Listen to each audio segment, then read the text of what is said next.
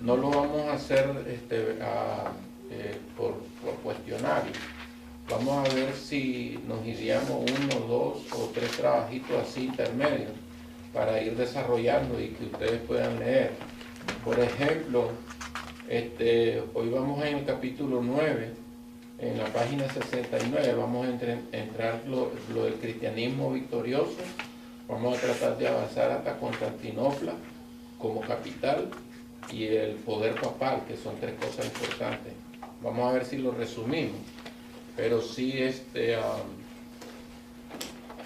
vamos a ver si avanzamos, porque creo que hemos cubierto bastantes cosas importantísimas, considero yo, pero hay todavía mucho que aprender sobre la historia de la iglesia y su... Recuérdense que lo estamos estudiando de una manera cronológica, en su orden, de los acontecimientos desde el que el Señor Jesucristo formó a los 12 discípulos, que fue la iglesia. Sobre la primera pregunta, ¿dónde nace la iglesia? Recuérdense que yo les di información, incluso en el formulario que yo le entregué, que está ahí la respuesta. Pero yo quiero que tengan claro que la formación de la iglesia, desde que Jesucristo hace el llamado a los 12 discípulos, Él formó ya ahí inmediatamente, le da formación a la iglesia y los forja a los hombres en la enseñanza. Porque la iglesia no solamente es una estructura humana de hombres, sino que también es una empresa divina, donde hay un capitán y hay marineros, donde está el quien manda y están los que obedecen y los que reman el barco. Entonces esta es una empresa del Señor y que nosotros debemos de tener claro la estructura de ella, cómo estamos estructurados, quién la gobierna. Sobre el gobierno, creo que fue César que me respondió, o fuiste tú, que la gobierna el Espíritu Santo, y está correctamente la respuesta, porque es el Señor el que la gobierna. Pero cuando yo hice la pregunta, la hice en base estructura terrenalmente, quiénes la gobiernan, ¿ok? Pero está bueno, ahí te puse a fejar la mitad.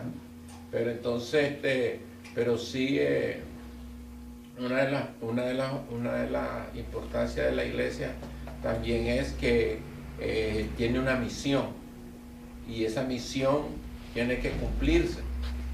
Pase lo que pase, tiene que cumplirse. Y ahí es donde nosotros entramos en la dispensación de la gracia.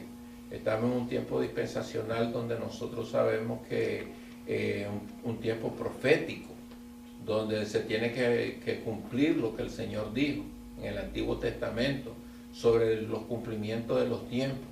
Entonces, cuando ustedes lleguen a tercer año, se va a estudiar un poquito de escatología, un poquito de la historia de la iglesia, Apocalipsis, Daniel. Entonces ya son clases más pesadas, pero ya ustedes tienen una estructura de lo que es la iglesia, su contenido, cómo se ha venido moviendo ella y cómo el Señor, por qué el Señor permitió algunas vicisitudes sobre ella.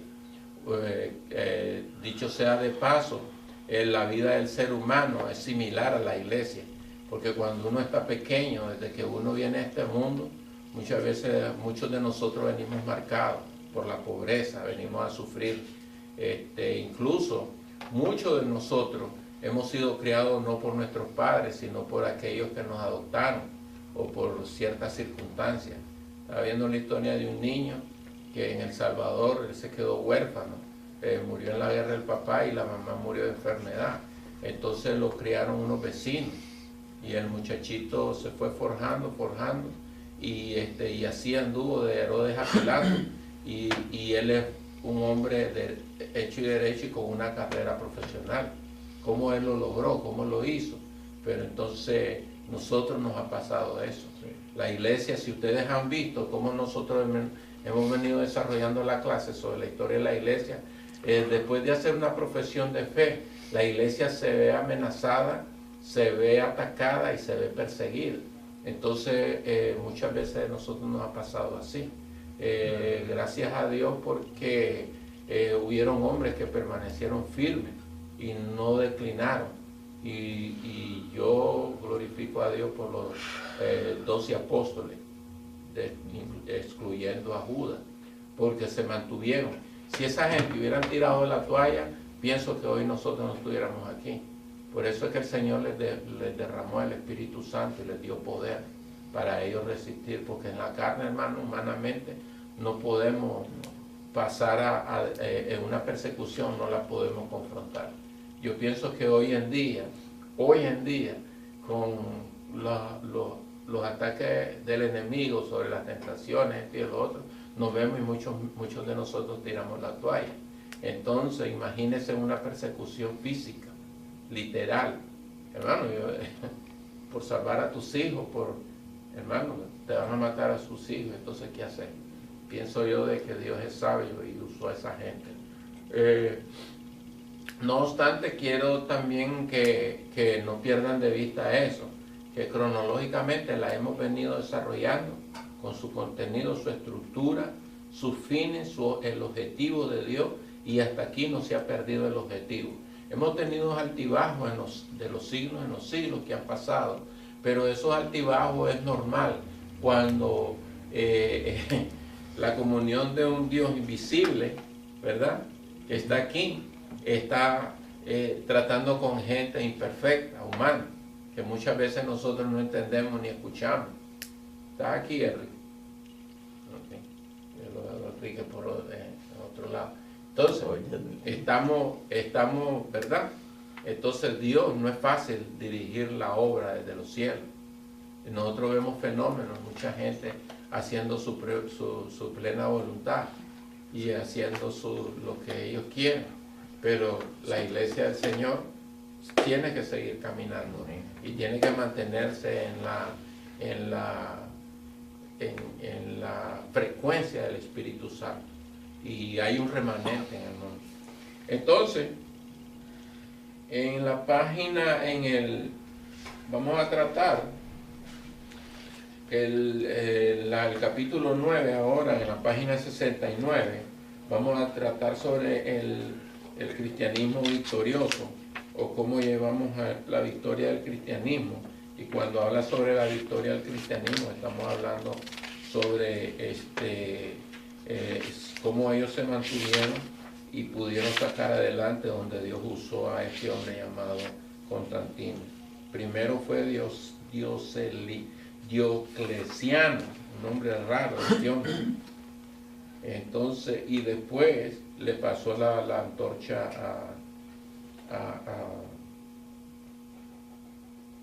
a este emperador romano llamado Constantino. Ok, vamos a arrancar, y esta parte de la lectura es importante.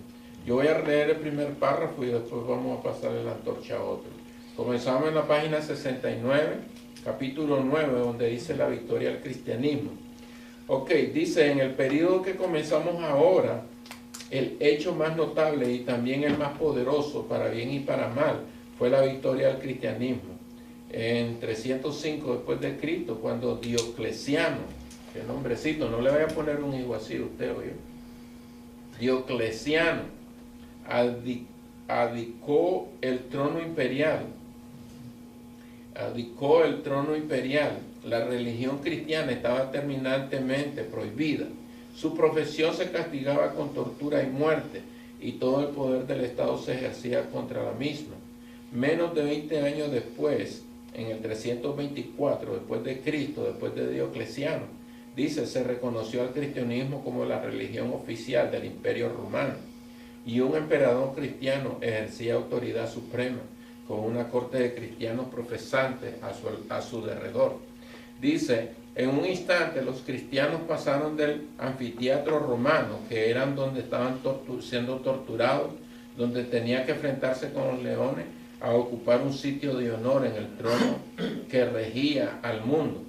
Dice, poco después de la abdicación de Diocleciano, en el 305 después de Cristo, 4 aspirantes a la corona imperial estaban en guerra. Los 2 rivales más poderosos que estaban por ejemplo, estaban en procesos de, ¿cómo se dice?, elecciones. Dice, eran Maxencio y Constantino. cuyos ejércitos se enfrentaron en el puente Milvian sobre el Tíber, a 16 kilómetros de Roma, 312 después de Cristo. Masencio representaba el elemento pagano perseguidor, que era uno de los fuertes junto con Constantino. Y Constantino era amistoso con los cristianos, aunque en ese tiempo no profesaba ser creyente. Afirmaba haber visto en el cielo, está hablando de Constantino, una cruz luminosa con el lema Oxino Vince, por esa señal conquistará. En pocas palabras, este hombre, lo que está diciendo el escritor, que este hombre tuvo una manifestación, no se sabe si sería del Señor o Dios usó eso para que este hombre mirara esa señal en el cielo. Sería un sueño, sería una revelación, sería una manifestación del Señor. La cuestión es que este hombre, cuando miró esa señal y miró la señal de la cruz, dice, por esta señal conquistará, la tomó a pecho el hombre. Y dice que más tarde adoptó como insignia de su ejército. La victoria fue de Constantino y Masencio se ahogó en el río. Poco después, en el 3013 después de Cristo, Constantino promulgó su famoso edicto de tolerancia, que oficialmente puso fin a las persecuciones. No fue sino hasta el 323 después de Cristo que Constantino llegó a ser supremo emperador y que se entronizó al cristianismo. En pocas palabras, le dio paz, hubo un cambio. Recuérdense que los cambios, para bien o para mal, cuestan. No todo el pueblo se adapta a los cambios. Yo me acuerdo cuando en mi iglesia hubo un cambio de pastor, porque el pastor sintió el llamado a misiones. Y entonces, una iglesia no tan grande como la es hoy, habían como unos 200 miembros. Y la iglesia no soportó el cambio. Cuando llegó ese nuevo pastor, casi el 30%, 40% no se sentían cómodos con él. ¿Por qué? Un pastor era cubano, el saliente, y el entrante era puertorriqueño, y tenían tipo de ideologías, idiosincrasia, diferentes maneras de pensar. El uno era pasivo, tranquilo, y le gustaba vivir en la casa pastoral. La iglesia no pagaba renta por él, se le daba el salario, pero tenía la vivienda ahí, no tenía que preocuparse. El nuevo pastor no quería estar a la mano o estar a la disposición del miembro, porque los miembros no lo dejaban vivir. Entonces él pidió que se le rentara un apartamento fuera, largo de la iglesia, y pidió carro nuevo, y pidió un salario, y pidió... Entonces, ¿vieron la diferencia? Entonces, cuando hay cambios, la gente se va a golpear, la gente, no todo el mundo. ¿Cuál fue el resultado? Casi el 30% de la iglesia se fue. De 200 quedamos como unos 120, 130. Se fue como el 40%. Entonces, cuando hubo este cambio, no fue fácil, hermano, para el cristianismo. Porque llega un hombre con el corazón del Señor y después de los cristianos ser perseguidos, ahora toman poder político dentro del imperio romano. Y lo que viene ahora me encanta, porque este hombre fue usado de esa manera. Fue como una rampa, ¿cómo que se le dice? Donde se ponen los cohetes de lanzamiento. Fue como una plataforma de impulso para el cristianismo que agarrara fuerza. Pero como el diablo siempre está metiendo sus uñas, eso lo usó él para infiltrar hombres, para políticamente buscando falsas conversiones al cristianismo. Miremos lo que dice lo siguiente. Dice, el carácter de Constantino no era perfecto. Estamos como en la quinta o sexta línea. Aunque por lo general era justo, a veces era cruel y tirano.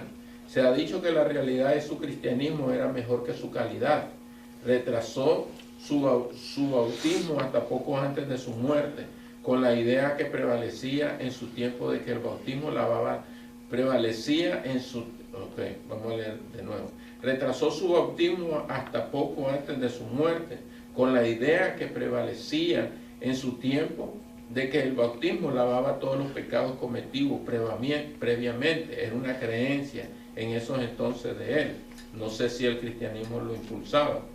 Y si no fue un gran cristiano, sin duda fue un político sabio, pues tuvo la percepción de unirse con el movimiento que tenía el futuro de su imperio. De este repentino cambio de relaciones entre el imperio y la iglesia se obtuvieron resultados mundiales y de vasto alcance. Algunos de ellos buenos, otros malos, tanto para la iglesia como para el Estado.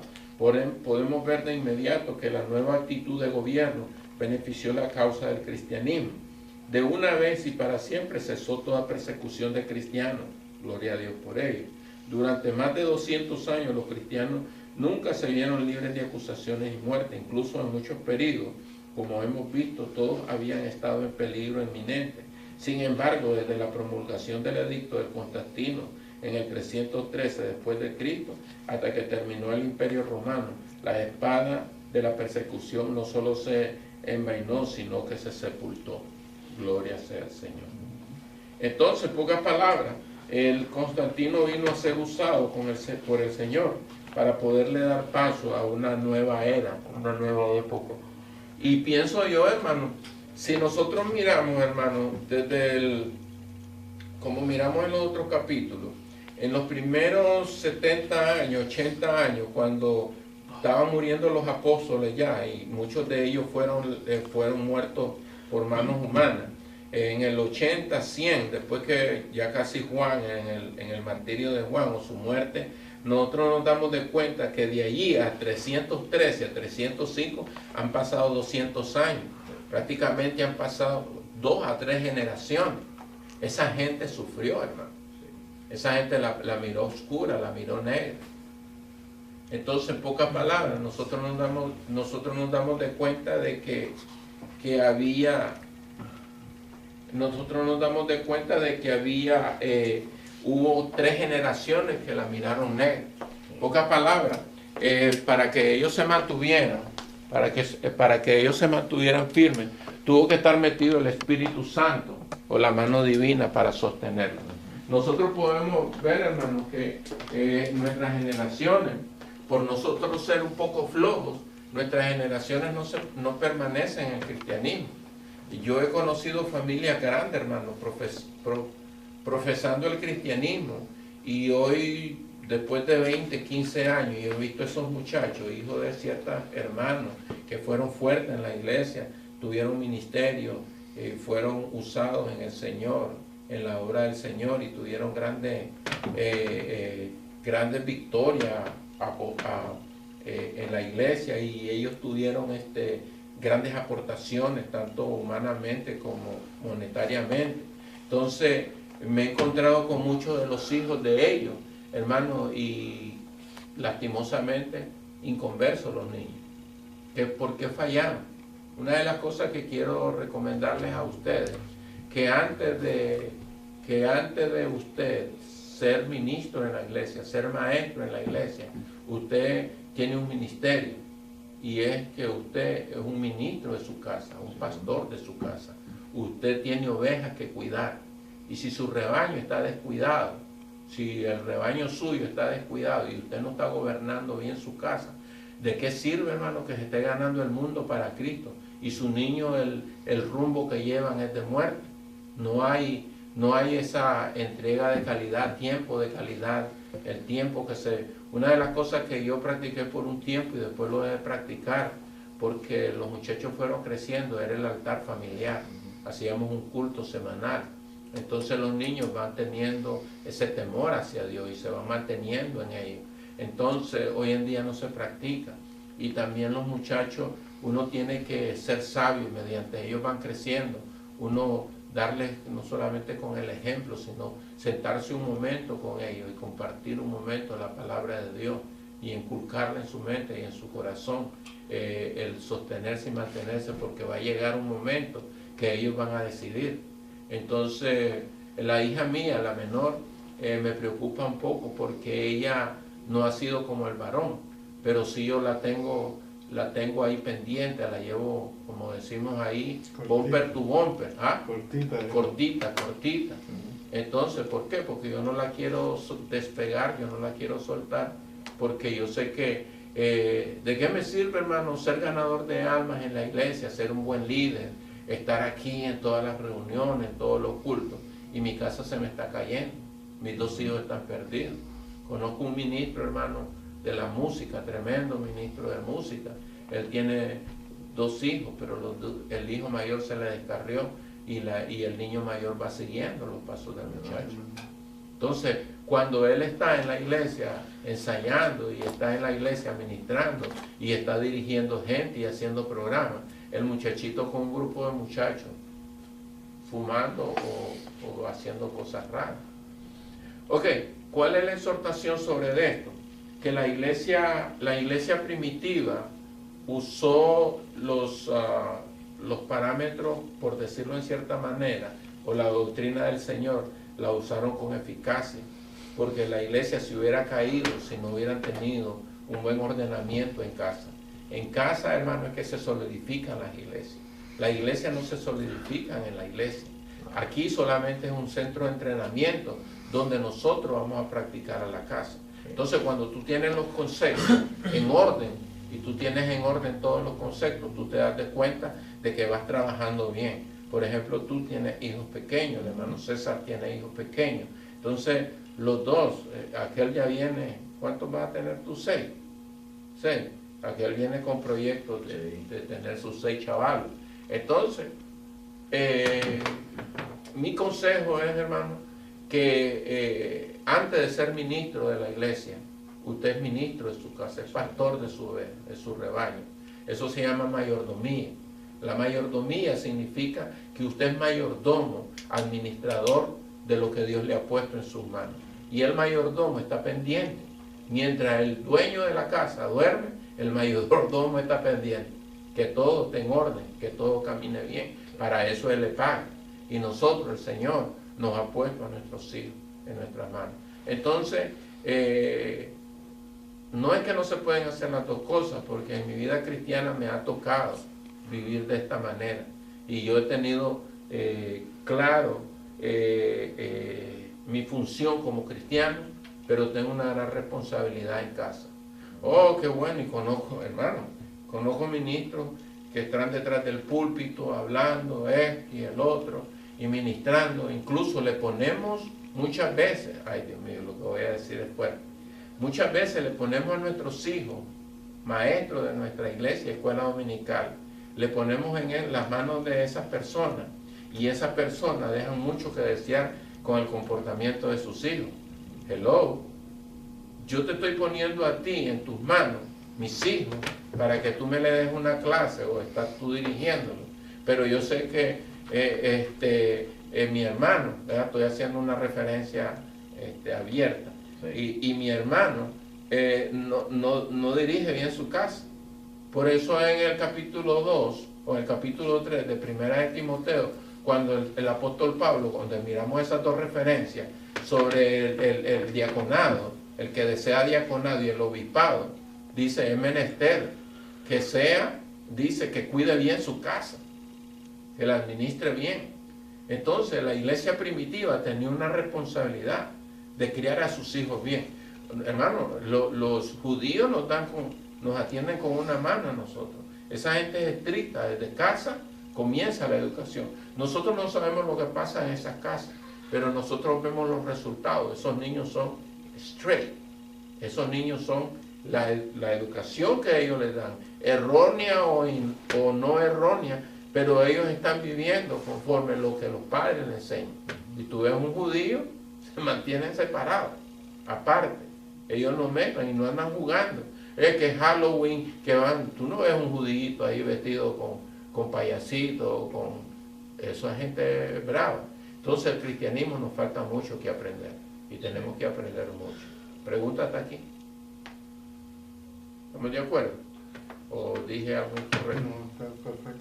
Entonces, eso es así, Manolo, porque si nosotros somos un desorden en la casa, ¿qué vamos a traer? Y usted sabe que todo eso se refleja en los diáconos cuando son de problema en casa. correcto. Por ejemplo, si usted ve que la diaconisa agarra un niño por acá y el mismo diácono esposo está al otro lado por allá, se hacen una mirada que la gente lo echa a ver, ¿me entiende? Y eso se demuestra donde sea. Y entonces cuando la gente es pasiva en los dos lados, se conoce. Porque si, por ejemplo, nosotros cuando salimos con mi esposa, y mi esposa le llama la atención al niño, razones tiene, ¿me entiendes? Correcto. Y así tiene que hacer la cosa. Correcto. Exacto. Terminó el punto y seguimos. Y uno de los puntos, he conocido ministros y no estoy atacando ni menos, estamos en una clase abierta donde yo quiero que ustedes analicen y evaluemos, analicemos y evaluemos con ejemplos de otras personas. Hay un ministro, tuvo 4 hijos. De los 4 hijos, ¿qué mismo? ¿Va a ir al baño? Sí, papi. Uno de los hijos está preso. El hijo mayor anda un arete y no le sirve a Dios. El otro se fue al mundo. Y una, la más llegada, medio va a la iglesia, pero está entre Camagüey y Elote, decimos en Nicaragua, con un pie adentro y otro pie afuera. Entonces, ese es mi pastor. Ese es el pastor que está gobernando la iglesia. Entonces, cuando ese pastor me está gobernando la iglesia y yo me doy de cuenta que algo falló, porque todos sus hijos nacieron en el Evangelio.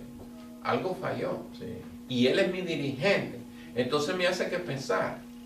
¿Por qué? Porque si él no tuvo resultados en su vida cristiana, ¿cómo va a pretender que yo tenga resultados si está usando el mismo patrón que usó él, dirigiéndome a mí o educándome a mí? Es más, ni me educa a mí, porque como él falló en ese aspecto.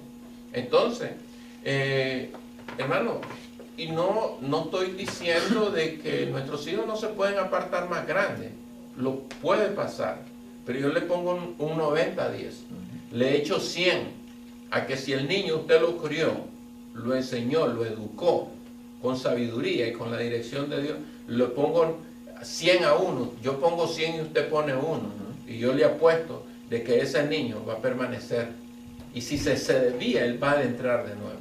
Sí. Yo le puedo asegurar, porque entonces la palabra se equivoca cuando el proverbista en el 22:6 del libro de Proverbios dijo: instruye al niño en su camino, para cuando fuere viejo no se aparte de él. ¿Y sabe por qué? Porque tú le inculcaste la semilla, le sembraste eso. Entonces, y si ya grande se aparta de él, o no cuidaste la semilla, o no la sembraste bien, o no labraste bien el terreno, algo falló en la siembra. Sí, no, y eso es bien fácil de darse cuenta uno, mamá. Por ejemplo, cuando una de las 2 personas de la pareja, uno de los 2 va a la iglesia, al niño no le gusta ir a la iglesia, entonces prefiere quedarse con el papá o la mamá al que no vaya. Entonces ahí viene el problema para él, porque dice, si el papá no va a la iglesia, no, yo me quedo con papá. Correcto. Y cuando la más grande me quieren llevar, no, mi papá no va.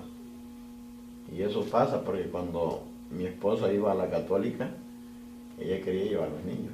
Incluso los tenía en escuela, no sé cómo se llama la clase. Ajá. Ahí, entonces, pero había el más grandecito, que como veía que yo me iba a jugar, él decía que iba conmigo. Y entonces ya cuando uno ve esto, dice, no, si uno les enseña lo malo creen ellos. Y esa es la importancia, que los dos se conviertan al Señor y le sirvan a Dios, porque el niño va criándose en un desbalance, que al fin, a la larga o a la corta, lo va a afectar negativamente. Ok, entonces, lo que pasó aquí con la iglesia y Constantino, el hombre le da poder, lleva a la iglesia al poder y le da fuerza, pero la iglesia tuvo que haber tenido fundamentos fuertes para mantenerse. En la página 75, el capítulo 10, habla sobre la fundación de Constantinopla, y aquí vamos a terminar, lo vamos a leer así de corrido. Entonces dice la fundación de Constantinopla, la división del imperio. Acuérdense que Constantino tenía que morir, y cuando él murió las cosas agarraron otro rumbo. ¿Ok? Dice, al poco tiempo, ¿tienen la página 75? Sí. Al poco tiempo, dice, del reconocimiento del cristianismo como religión del Imperio Romano, una nueva capital se escogió. Miren qué inteligente este hombre. Construyó y estableció como la sede de autoridad. Este acontecimiento trajo resultados importantes para la Iglesia y el Estado. Constantino comprendió que Roma estaba íntimamente asociada con la adoración pagana, llena de templos y estatuas, inclinada fuertemente a la adoración antigua, una ciudad dominada por tradiciones paganas. Además, su posición geográfica en medio de una gran llanura la exponía al ataque de los enemigos. En los primeros tiempos de la República, enemigos extranjeros sitiaron la ciudad más de una vez. Posteriormente, en su historia, los ejércitos y las provincias varias veces destronaron y entronaron emperadores. Eso quiere decir que ponían y quitaban. En el sistema de gobierno organizado por Diocleciano, continuado por Constantino, no había lugar ni siquiera para una sombra de autoridad de parte del Senado romano. Los emperadores poseían ahora un poder ilimitado y Constantino deseaba una capital sin las trabas de las tradiciones, en especial bajo el auspicio de la nueva religión. Viene esto importante. Constantino demostró gran sabiduría en la elección de su nueva capital. ¿Por qué nueva capital? Escogió la ciudad griega de Bizancio, que había existido por 1000 años, situada en el punto de contacto entre Europa y Asia, y aquí los continentes eran separados por los dos estrechos. Dice Bósforo al norte y el Esponto, ahora de Dardanelos, es otra ciudad, al sur. Juntos comprenden 96.561 kilómetros de longitud. Esa era la capital de Constantino, que se llamaba Bizancio y le cambió a Constantinopla. Dice, la ubicación de la ciudad era muy fortificada por la naturaleza y en toda su historia, de más de 25 siglos, rara vez la han tomado los enemigos, mientras que a su rival Roma la han vencido y saqueado muchas veces por su punto geográfico. Así Constantino fijó su capital y planeó la gran ciudad conocida universalmente por muchos como Constantinopla, la ciudad de Constantino, pero ahora llamada oficialmente Estambul. Dicen que Estambul es precioso. El hermano Edwin, que está por allá ahora, me llamó un día de esto y me dijo, brother, Estambul, preciosísima la ciudad, limpiecita.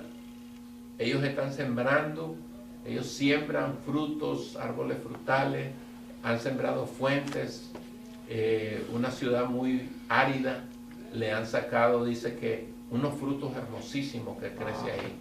¿Viste? ¿Por qué? Porque ese Estambul tiene su historia. Y una de las historias, recuérdense, cuando vayan a ustedes, los que pueden, a Estambul, esa era la antigua Constantinopla, donde los cristianos se pusieron ahí por primera vez como poder en el gobierno romano. ¿Ok? Estambul. Yo dije, wow, increíble, como la historia corrobora ahí.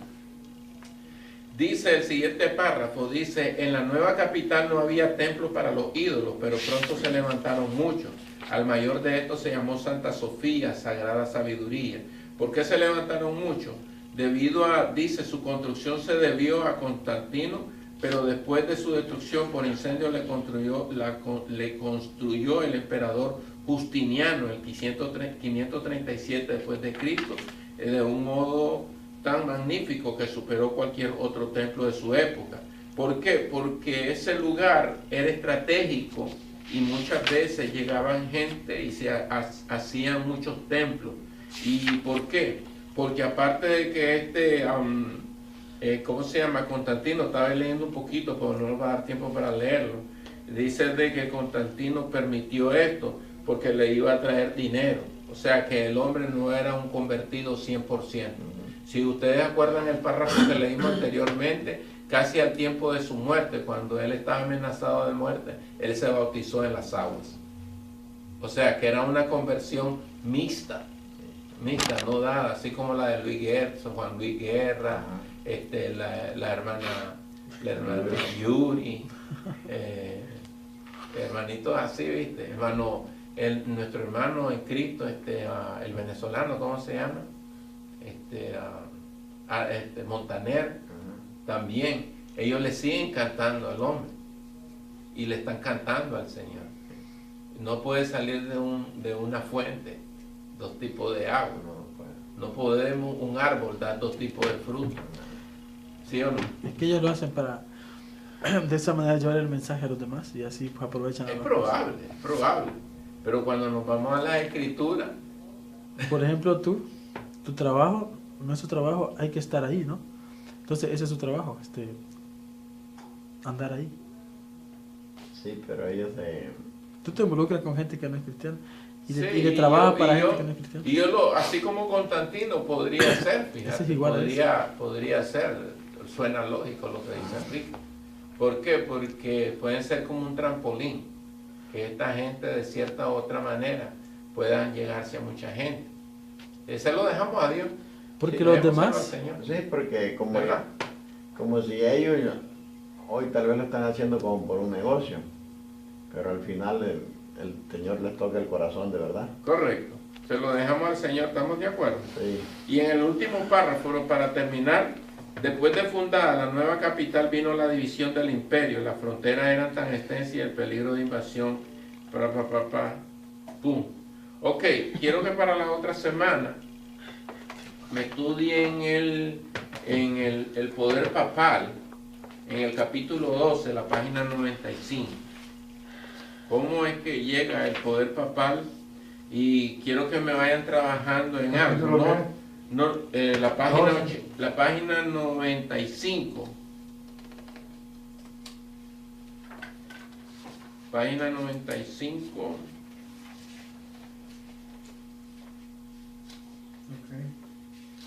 ¿Cuál otro?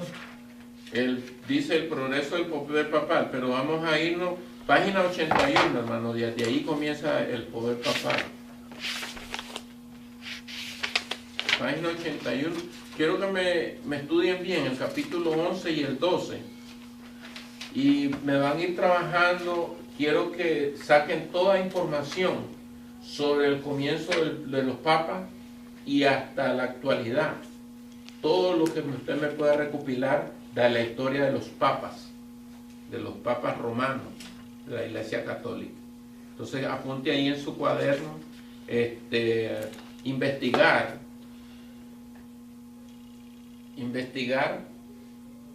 sobre la historia de la era papal, católica romana. Ahí ustedes eso lo van a aprender y nunca se les va a olvidar.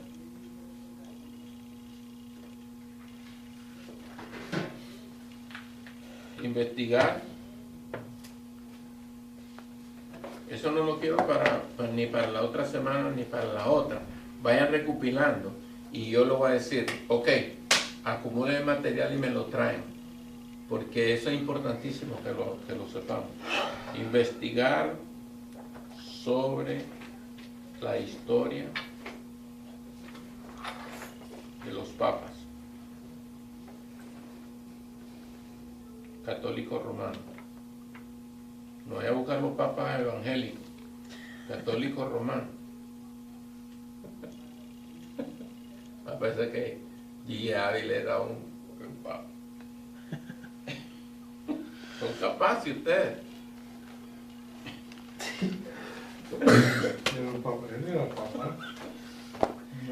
Entonces, quiero que me lean el capítulo 10 y el 11. Esa sí es para la otra semana.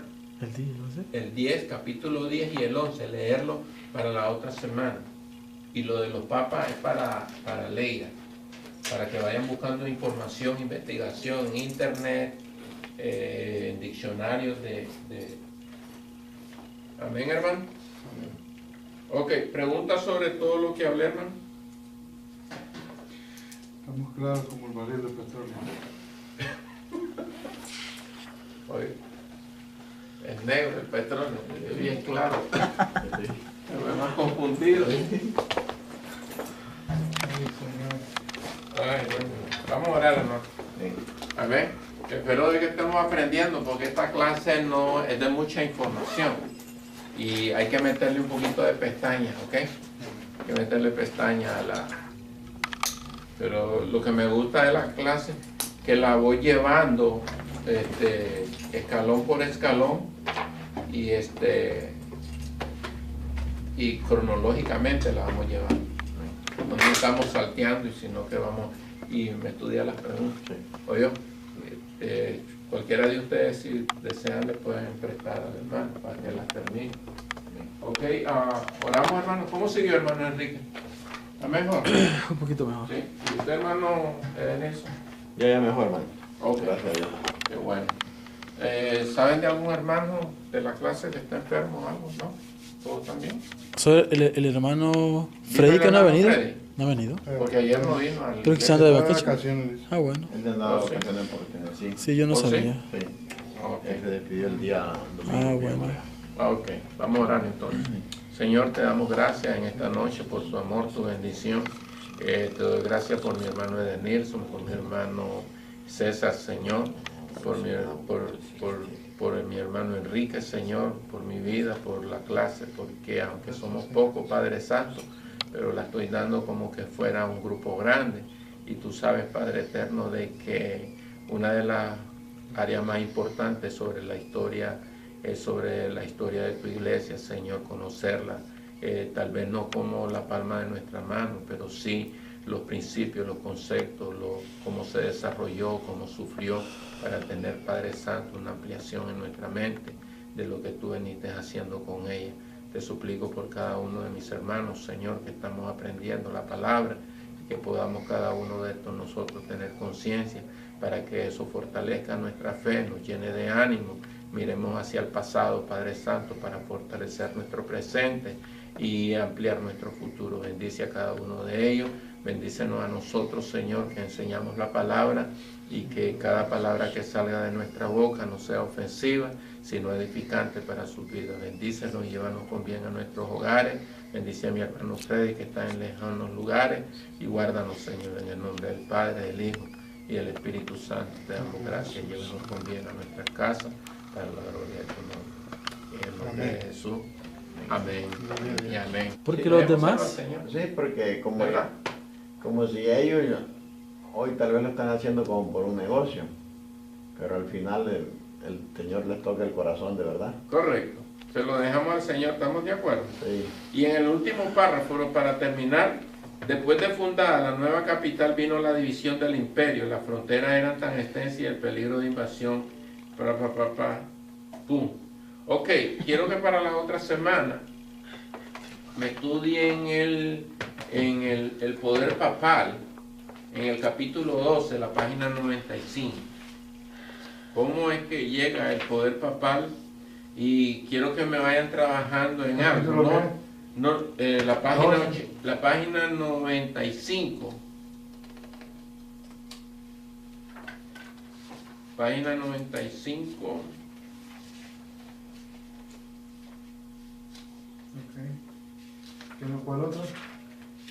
Dice el progreso del poder papal, pero vamos a irnos, página 81, hermano, de ahí comienza el poder papal. Página 81, quiero que me estudien bien el capítulo 11 y el 12, y me van a ir trabajando. Quiero que saquen toda información sobre el comienzo de los papas y hasta la actualidad, todo lo que usted me pueda recopilar de la historia de los papas romanos, de la Iglesia Católica. Entonces apunte ahí en su cuaderno,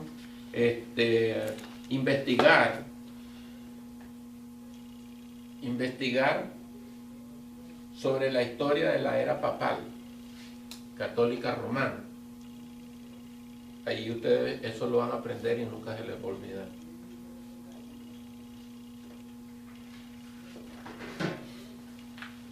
Investigar. Eso no lo quiero ni para la otra semana ni para la otra. Vayan recopilando y yo lo voy a decir, ok, acumulen el material y me lo traen, porque eso es importantísimo que lo sepamos. Investigar sobre la historia de los papas católicos romanos. No voy a buscar los papas evangélicos, católicos romanos. Parece que G. Ávila era un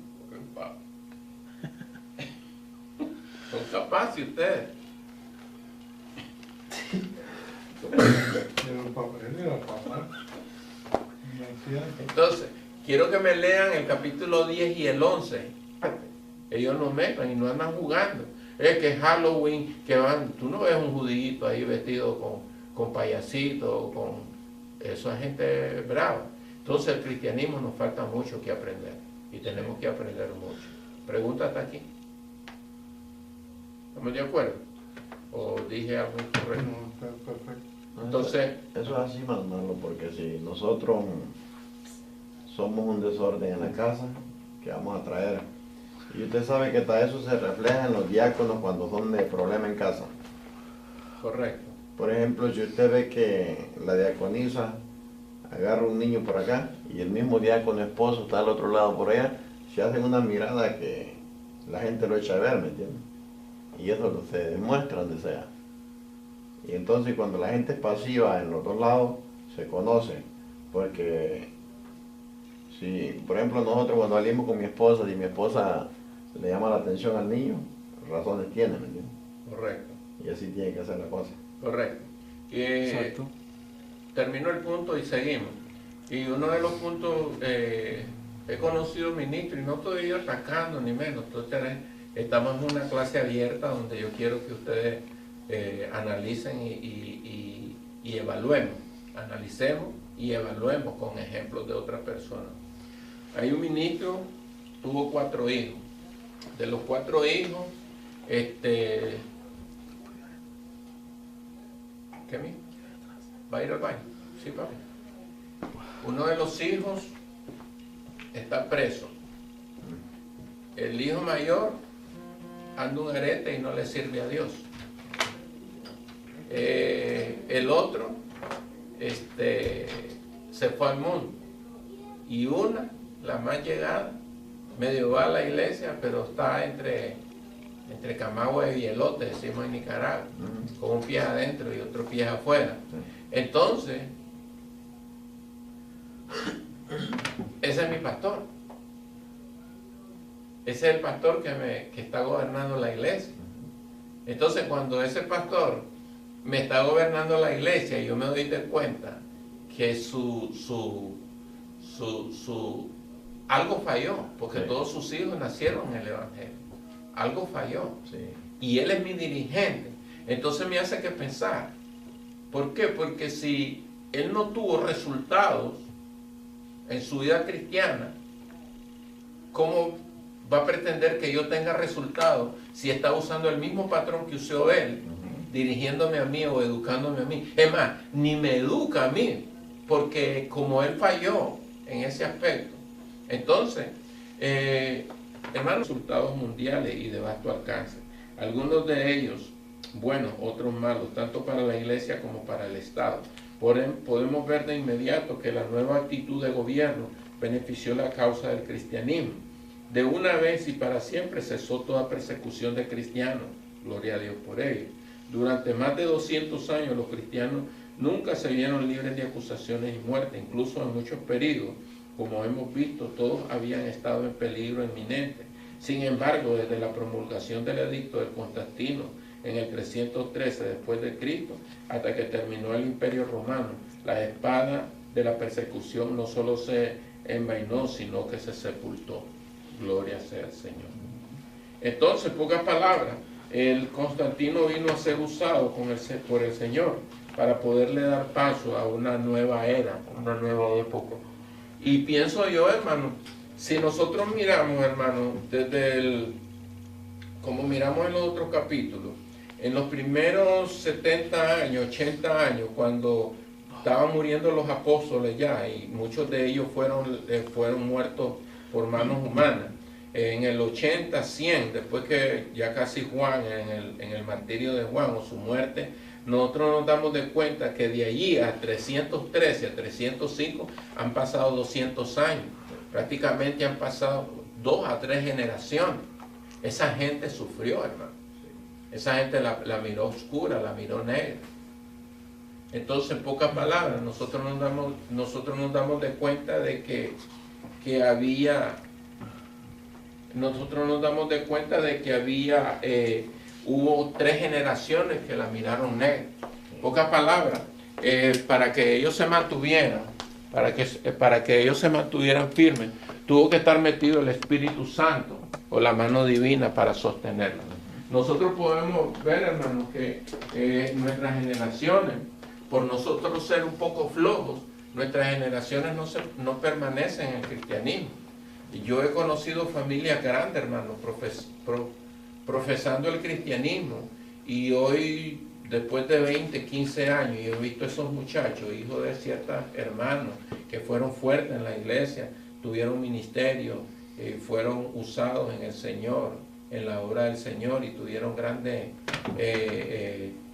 victorias en la iglesia, y ellos tuvieron grandes aportaciones, tanto humanamente como monetariamente. Entonces, me he encontrado con muchos de los hijos de ellos, hermanos, y lastimosamente inconversos los niños. ¿Por qué fallaron? Una de las cosas que quiero recomendarles a ustedes, que antes Estambul es precioso. El hermano Edwin, que está por allá ahora, me llamó un día de esto y me dijo: brother, Estambul, preciosísima la ciudad, limpiecita. Ellos están sembrando, ellos siembran frutos, árboles frutales, han sembrado fuentes, una ciudad muy árida, le han sacado, dice que, unos frutos hermosísimos que crece ahí. ¿Viste? ¿Por qué? Porque ese Estambul tiene su historia. Y una de las historias, recuérdense, cuando vayan a ustedes, los que pueden, a Estambul, esa era la antigua Constantinopla, donde los cristianos se pusieron ahí por primera vez como poder en el gobierno romano. ¿Ok? Estambul. Yo dije, wow, increíble, como la historia corrobora ahí. Dice el siguiente párrafo, dice: en la nueva capital no había templo para los ídolos, pero pronto se levantaron muchos. Al mayor de estos se llamó Santa Sofía, Sagrada Sabiduría. ¿Por qué se levantaron muchos? Debido a, dice, su construcción se debió a Constantino, pero después de su destrucción por incendio le construyó el emperador Justiniano, el 537 después de Cristo, de un modo tan magnífico que superó cualquier otro templo de su época. ¿Por qué? Porque ese lugar era estratégico y muchas veces llegaban gente y se hacían muchos templos. ¿Y por qué? Porque aparte de que ¿cómo se llama? Constantino, estaba leyendo un poquito, pero no nos va a dar tiempo para leerlo. Dice de que Constantino permitió esto porque le iba a traer dinero. O sea que el hombre no era un convertido 100%. Si ustedes acuerdan el párrafo que leímos anteriormente, casi al tiempo de su muerte, cuando él estaba amenazado de muerte, él se bautizó en las aguas. O sea que era una conversión mixta, no dada, así como la de Luis Guerra, Juan Luis Guerra, la hermana Yuri, hermanitos así, ¿viste? Hermano, nuestro hermano en Cristo, el venezolano, ¿cómo se llama? Montaner, también, ellos le siguen cantando al hombre y le están cantando al Señor. No puede salir de una fuente 2 tipos de agua. No podemos un árbol dar 2 tipos de fruta. ¿Sí o no? Es que ellos lo hacen para de esa manera llevar el mensaje a los demás y así pues aprovechan. Es probable. Pero cuando nos vamos a la Escritura, por ejemplo, tu trabajo, nuestro trabajo, hay que estar ahí, ¿no? Entonces, eso es... Primera pregunta: ¿dónde nace la iglesia? Recuérdense que yo les di información, incluso en el formulario que yo le entregué, que está ahí la respuesta. Sí, ahí mismo. Pero yo quiero que tengan claro que la formación de la iglesia, desde que Jesucristo hace el llamado a los 12 discípulos, Él formó ya ahí inmediatamente, le da formación a la iglesia y lo forja a los hombres en la enseñanza. Porque la iglesia no solamente es una estructura humana de hombres, sino que también es una empresa divina, donde hay un capitán y hay marineros, donde está el quien manda y están los que obedecen y los que reman el barco. Entonces esta es una empresa del Señor y que nosotros debemos de tener claro la estructura de ella, cómo estamos estructurados, quién la gobierna. Sobre el gobierno, creo que fue César que me respondió, o fuiste tú, que la gobierna el Espíritu Santo, y está correctamente la respuesta, porque es el Señor el que la gobierna. Pero cuando yo hice la pregunta, la hice en base estructural, terrenalmente, quiénes la gobiernan, ¿ok? Pero está bueno, ahí te puse a fejar la mitad. Pero entonces, pero sí, una de las importancias de la iglesia también es que tiene una misión, y esa misión tiene que cumplirse. Pase lo que pase, tiene que cumplirse.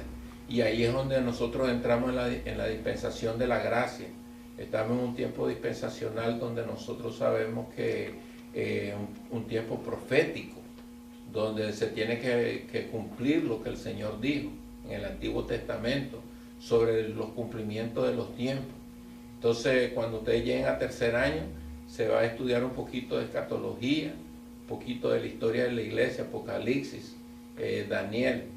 Entonces ya son clases más pesadas, pero ya ustedes tienen una estructura de lo que es la iglesia, su contenido, cómo se ha venido moviendo ella, y cómo el Señor, por qué el Señor permitió algunas vicisitudes sobre ella. Dicho sea de paso, la vida del ser humano es similar a la iglesia, porque cuando uno está pequeño, desde que uno viene a este mundo, muchas veces muchos de nosotros venimos marcados por la pobreza, venimos a sufrir. Incluso muchos de nosotros hemos sido criados no por nuestros padres, sino por aquellos que nos adoptaron o por ciertas circunstancias. Estaba viendo la historia de un niño que la gobierna el Espíritu Santo, y está correctamente la respuesta, porque es el Señor el que la gobierna. Pero cuando yo hice la pregunta, la hice en base estructural, terrenalmente, quiénes la gobiernan, ¿ok? Pero está bueno, ahí te puse a fejar la mitad. Pero entonces, pero sí, una de las importancias de la iglesia también es que tiene una misión, y esa misión tiene que cumplirse. Pase lo que pase, tiene que cumplirse. Y ahí es donde nosotros entramos en la dispensación de la gracia. Estamos en un tiempo dispensacional donde nosotros sabemos que un tiempo profético, donde se tiene que cumplir lo que el Señor dijo en el Antiguo Testamento sobre los cumplimientos de los tiempos. Entonces, cuando ustedes lleguen a tercer año, se va a estudiar un poquito de escatología, un poquito de la historia de la iglesia, Apocalipsis, Daniel. Entonces ya son clases más pesadas, pero ya ustedes tienen una estructura de lo que es la iglesia, su contenido, cómo se ha venido moviendo ella, y cómo el Señor, por qué el Señor permitió algunas vicisitudes sobre ella. Dicho sea de paso, la vida del ser humano es similar a la iglesia, porque cuando uno está pequeño, desde que uno viene a este mundo, muchas veces muchos de nosotros venimos marcados por la pobreza, venimos a sufrir. Incluso muchos de nosotros hemos sido criados no por nuestros padres, sino por aquellos que nos adoptaron o por ciertas circunstancias. Estaba viendo la historia de un niño que en El Salvador él se quedó huérfano, murió en la guerra el papá y la mamá murió de enfermedad. Entonces lo criaron unos vecinos, y el muchachito se fue forjando, y así anduvo de Herodes a Pilato, y él es un hombre hecho y derecho y con una carrera profesional. ¿Cómo él lo logró? ¿Cómo lo hizo? Pero entonces nosotros nos ha pasado eso. La iglesia, si ustedes han visto cómo nosotros hemos venido desarrollando la clase sobre la historia de la iglesia, después de hacer una profesión de fe, la iglesia se ve amenazada, se ve atacada y se ve perseguida. Entonces muchas veces a nosotros nos ha pasado así. Gracias a Dios porque hubieron hombres que permanecieron firmes y no declinaron. Y yo glorifico a Dios por los 12 apóstoles, excluyendo a Judas, porque se mantuvieron. Si esa gente hubieran tirado de la toalla, pienso que vamos a hacer por cuestionario. Vamos a ver si nos iríamos 1, 2 o 3 trabajitos así intermedios para ir desarrollando y que ustedes puedan leer. Por ejemplo, hoy vamos en el capítulo 9, en la página 69, vamos a entrar lo del cristianismo victorioso. Vamos a tratar de avanzar hasta Constantinopla como capital y el poder papal, que son 3 cosas importantes. Vamos a ver si lo resumimos, pero sí vamos a ver si avanzamos porque creo que hemos cubierto bastantes cosas importantísimas, considero yo, pero hay todavía mucho que aprender sobre la historia de la iglesia y su... Recuérdense que lo estamos estudiando de una manera cronológica, en su orden, de los acontecimientos desde el que el Señor Jesucristo formó a los 12 discípulos, que fue la iglesia. Sobre la primera pregunta, ¿dónde nace la iglesia? Recuérdense que yo les di información, incluso en el formulario que yo le entregué, que está ahí la respuesta. Pero yo quiero que tengan claro que la formación de la iglesia, desde que Jesucristo hace el llamado a los 12 discípulos, Él formó ya ahí inmediatamente, le da formación a la iglesia y lo forja a los hombres en la enseñanza. Porque la iglesia no solamente es una estructura humana de hombres, sino que también es una empresa divina, donde hay un capitán y hay marineros, donde está el quien manda y están los que obedecen y los que reman el barco.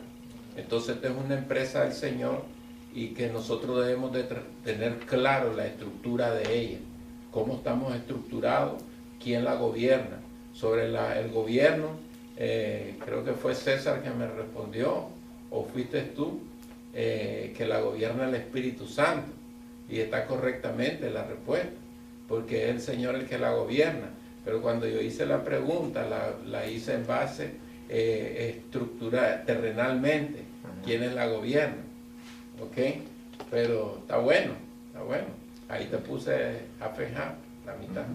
Pero entonces, pero sí, una de las importancias de la iglesia también es que tiene una misión, y esa misión tiene que cumplirse. Pase lo que pase, tiene que cumplirse. Y ahí es donde nosotros entramos en la dispensación de la gracia. Estamos en un tiempo dispensacional de información. Incluso en el formulario que yo le entregué, que está ahí la respuesta. Pero yo quiero que tengan claro que la formación de la iglesia, desde que Jesucristo hace el llamado a los 12 discípulos, Él formó ya ahí inmediatamente, le da formación a la iglesia y lo forja a los hombres en la enseñanza. Porque la iglesia no solamente es una estructura humana de hombres, sino que también es una empresa divina, donde hay un capitán y hay marineros, donde está el quien manda y están los que obedecen y los que reman el barco.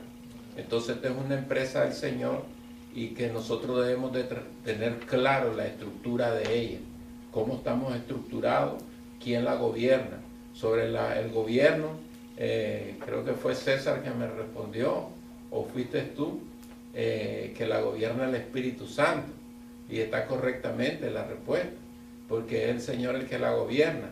Pero cuando yo hice la pregunta, la hice en base estructura terrenalmente, quiénes la gobiernan, ¿ok? Pero está bueno, ahí te puse a fejar la mitad. Pero entonces, pero sí, una de las importancias de la iglesia también es que tiene una misión, y esa misión tiene que cumplirse. pase lo que pase, tiene que cumplirse. Y ahí es donde nosotros entramos en la dispensación de la gracia. Estamos en un tiempo dispensacional donde nosotros sabemos que un tiempo profético, donde se tiene que cumplir lo que el Señor dijo en el Antiguo Testamento sobre los cumplimientos de los tiempos. Entonces, cuando ustedes lleguen a tercer año, se va a estudiar un poquito de escatología, un poquito de la historia de la iglesia, Apocalipsis, Daniel. Entonces ya son clases más pesadas, pero ya ustedes tienen una estructura de lo que es la iglesia, su contenido,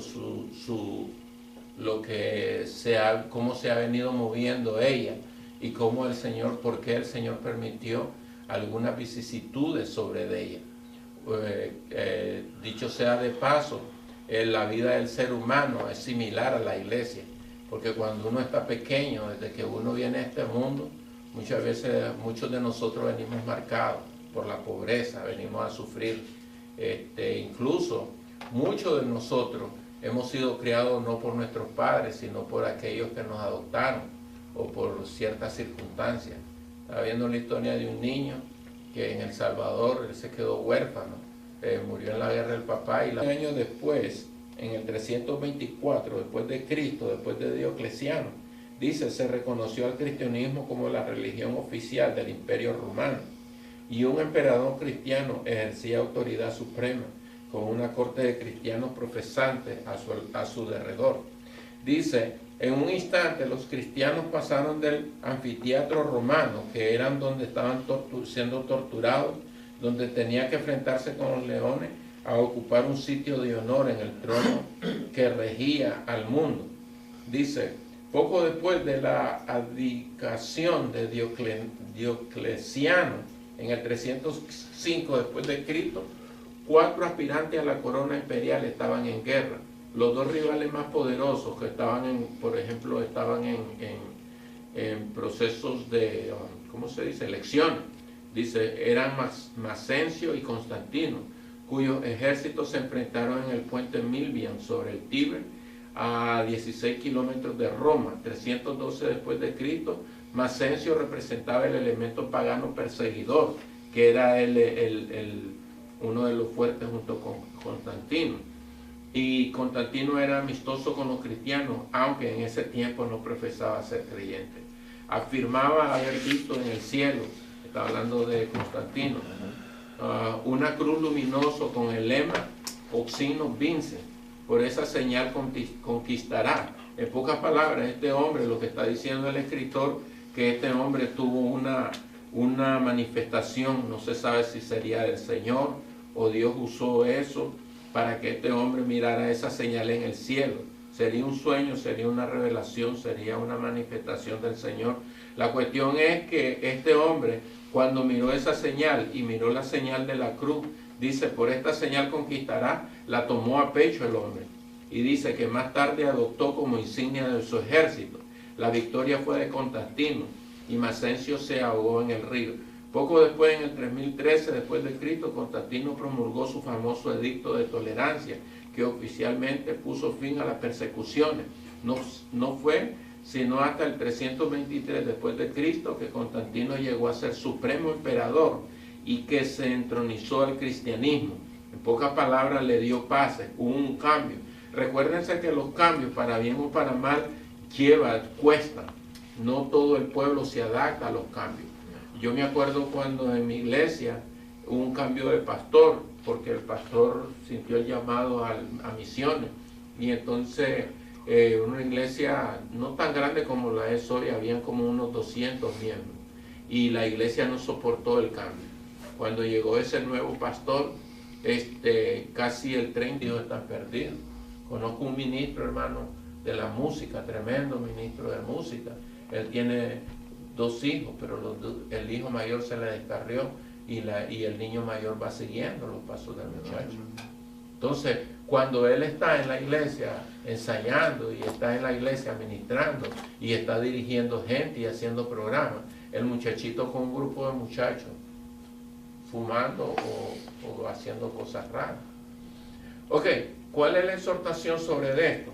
Que la iglesia primitiva usó los parámetros, por decirlo en cierta manera, o la doctrina del Señor, la usaron con eficacia, porque la iglesia se hubiera caído si no hubieran tenido un buen ordenamiento en casa. En casa, hermano, es que se solidifican las iglesias. Las iglesias no se solidifican en la iglesia. Aquí solamente es un centro de entrenamiento donde nosotros vamos a practicar a la casa. Entonces, cuando tú tienes los conceptos en orden y tú tienes en orden todos los conceptos, tú te das de cuenta de que vas trabajando bien. Por ejemplo, tú tienes hijos pequeños, el hermano César tiene hijos pequeños. Entonces, los dos, aquel ya viene, ¿cuántos vas a tener tú? 6. 6. Aquel viene con proyectos de tener sus 6 chavalos. Entonces, mi consejo es, hermano, que antes de ser ministro de la iglesia, usted es ministro de su casa, es pastor de su rebaño. Eso se llama mayordomía. La mayordomía significa que usted es mayordomo, administrador de lo que Dios le ha puesto en sus manos. Y el mayordomo está pendiente. Mientras el dueño de la casa duerme, el mayordomo está pendiente. Que todo esté en orden, que todo camine bien. Para eso Él le paga. Y nosotros, el Señor, nos ha puesto a nuestros hijos en nuestras manos. Entonces, no es que no se pueden hacer las dos cosas, porque en mi vida cristiana me ha tocado vivir de esta manera. Y yo he tenido claro mi función como cristiano, pero tengo una gran responsabilidad en casa. Oh, qué bueno, y conozco, hermano, conozco ministros que están detrás del púlpito hablando esto y el otro y ministrando. Incluso le ponemos muchas veces, ay Dios mío, lo que voy a decir después, muchas veces le ponemos a nuestros hijos, maestros de nuestra iglesia, escuela dominical, le ponemos en las manos de esas personas y esas personas dejan mucho que desear con el comportamiento de sus hijos.